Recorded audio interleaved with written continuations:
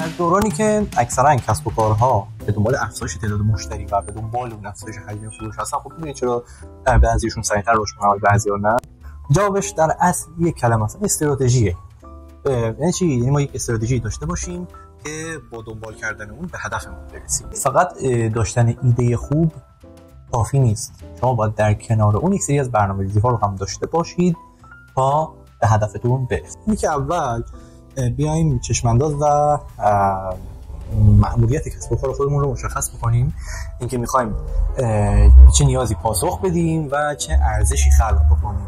دوم اینکه بیایم نقاط قوت و ضعف خودمون رو شناسایی بکنیم. تحلیل استابیلیتی که احتمالاً شنیدید اینجا به کمکمون میاد، اینکه کجاها فرصت رشد داریم و در واقع کجاها چه تهدیدهایی وجود داره که باید ازشون دوری بکنیم یا حالا ازشون درس بگیریم.